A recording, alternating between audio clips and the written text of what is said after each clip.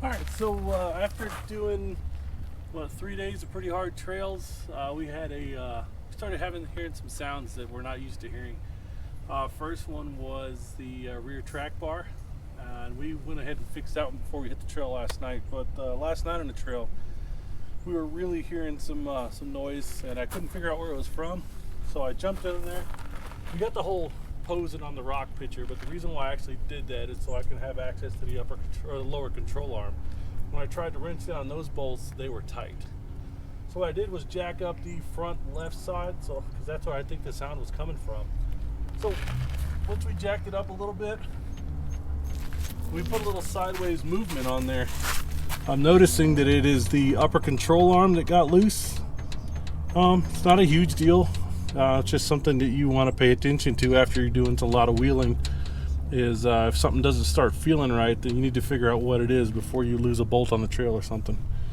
So we're going to get in there, tighten that up, and then we're going to take it for a ride and make sure everything's where it's supposed to be. But I think that's it right there, that little bit of movement. And it's enough to make a noise. So we got to get under there and fix it.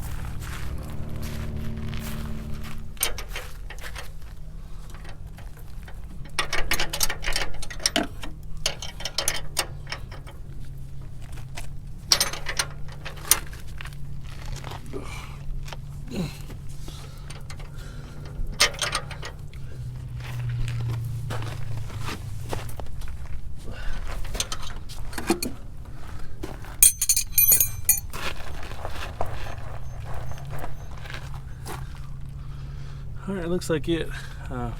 Probably should go ahead and do the other side. But I think that's it. No more clunk clunk.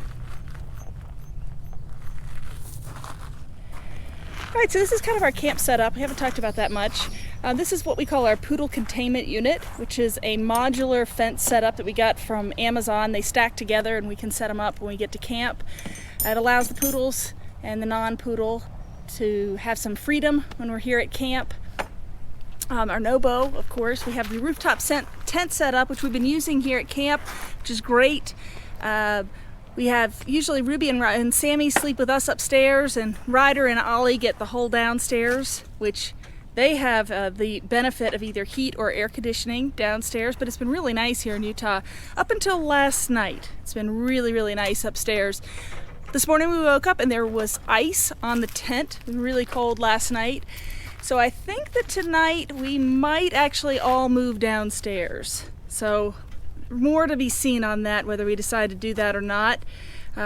If we do, then we're gonna drop the back door down, put our table out, put our poodle patio out, and enclose the poodle patio, give the dogs a little bit more room, and inflate our queen size air mattress, fire up the heater, and have some temperature controlled luxury down in the NoBo. But we might go one more night. It is supposed to snow here on Monday. It's Saturday now, so we might go one more night up in the rooftop tent. We'll kind of see how it goes as we go through the day today. But we do have the rooftop tent, which is nice, gives us a lot of flexibility on sleeping arrangements. When you're traveling with 4 dogs, you really do need a lot of flexibility, especially when you have 4 very large dogs like we do. But we wouldn't do anything different. We love traveling with the pups. So they go everywhere that we go. Right, Ollie? Hey, Ol. Hey, Sam. So for the most part during the day when we've been wheeling, what we've been doing is Sammy and Ruby go with us. They are off-roading champions. And Ryder and Ollie, they kind of are our companions and buds. And they've been hanging out in the NoBo with the air conditioning. And they've been just kind of chilling in the NoBo for a couple hours while we go wheeling. Ollie tends to prefer a little less stressful environments, less movement, less wheeling. So he and Ryder have been hanging back for a couple hours while we've been going and wheeling on the trails. And Sammy and Rue go with us. But this is camp. It's been working out really well for us here on day 4 in Moab. And we'll see what we do for tonight. But Josh is going to work on the truck. I'm going to download our video cards, and then we're going to see what we're going to do for the rest of the day.